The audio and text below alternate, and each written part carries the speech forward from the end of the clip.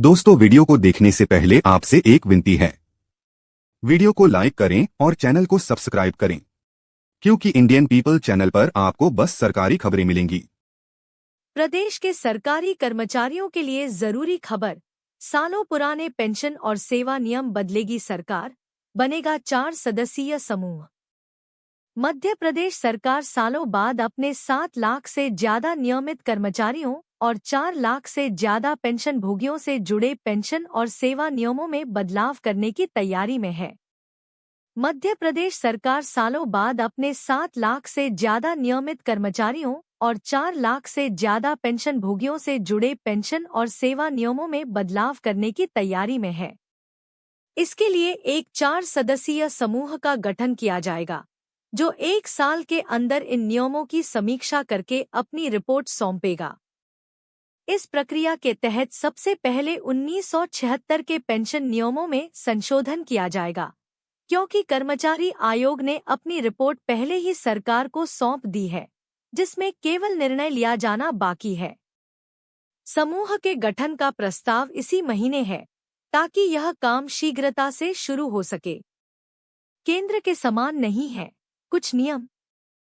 भारत सरकार पेंशन नियमों में कई बदलाव कर चुकी है, जिसमें 25 वर्ष से अधिक उम्र की अविवाहित पुत्री, विधवा को परिवार पेंशन देने का प्रावधान शामिल है।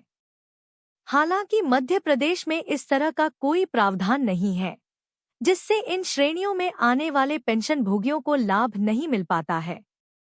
सेवानिवृत्त आईएएस, आईएएस अधिकारी जीपी सिंघल की अध्यक्षता वाले कर्मचारी आयोग ने पेंशन नियमों का परीक्षण कर संशोधन संबंधी रिपोर्ट 3 साल पहले वित्त विभाग को सौंपी थी। इस पर विभाग ने पेंशन संचालनालय से भी अभिमत मांगा था, जो समय पर उपलब्ध करा दिया गया था। इसके बावजूद अब तक कोई ठोस निर्णय नहीं लिया गया है। लंबे समय ने नहीं बढ़ा एचआरए। प्रदेश में कर्मचारियों को मिलने वाले हाउस रेंट अलाउंस, एचआरए सहित अन्य भत्तों में लंबे समय से कोई बढ़ोतरी नहीं की गई है।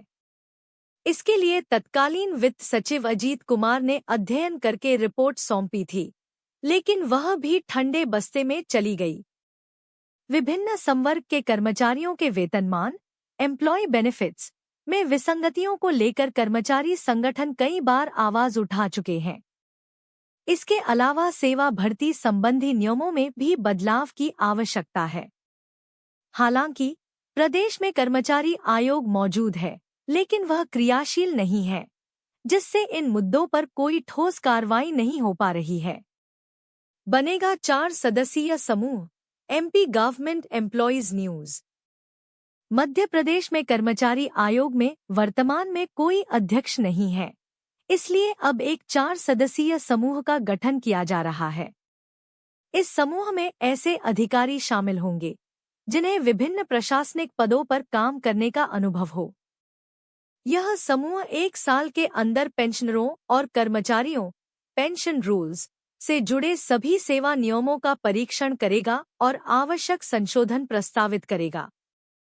वित्त और सामान्य प्रशासन विभाग इस प्रक्रिया में समन्वयक की भूमिका निभाएंगे और समूह के सदस्यों को सभी आवश्यक दस्तावेज उपलब्ध कराएंगे, ताकि वे संशोधन प्रक्रिया को सुचारू रूप से पूरा कर सकें।